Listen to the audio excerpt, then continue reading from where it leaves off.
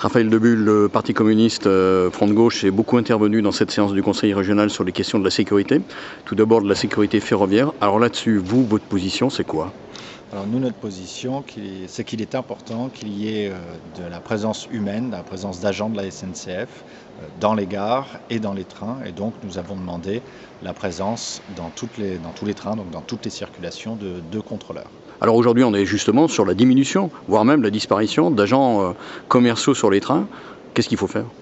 Alors il faut que la région, qui oblige dans sa convention, en tout cas mette comme point essentiel dans sa convention cette obligation de présence des agents. Or, actuellement, elle a plus tendance à vouloir se reporter sur du matériel, puisque le matériel, on l'achète une fois et puis après, c'est terminé. Et donc, ils sont plus sur une logique de vidéo, de caméra, alors que nous, on souhaite la présence humaine. Alors il y a la présence des agents commerciaux qui peut être dissuasive, puis aussi il y a la présence qui peut être forte des agents de la sécurité ferroviaire.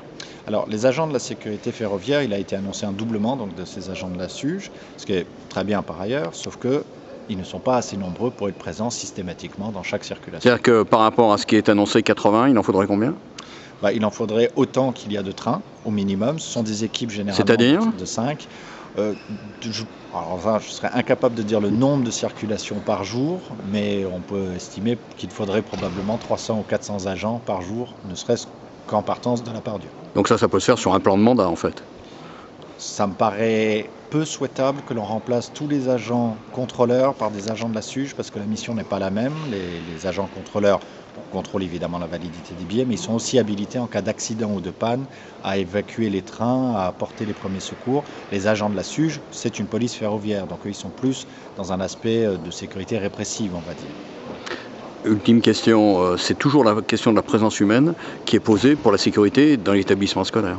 Dans les établissements scolaires, c'est la même chose. Il y a eu en début de mandat des annonces tonitruantes qu'on allait mettre des portiques de sécurité, des caméras, des choses comme ça. Et en fait, le retour des lycées, c'est qu'ils ont essentiellement besoin de personnel en plus, de personnel d'entretien, de personnel encadrant, de personnel de vie scolaire, et que c'est encore là que c'est le plus efficace. Parce qu'une caméra, c'est très bien, mais s'il n'y a personne pour regarder l'écran de l'autre côté, ça ne sert à rien. Alors là, même question, les personnels, c'est les ministères de l'Éducation nationale pour la partie lycée.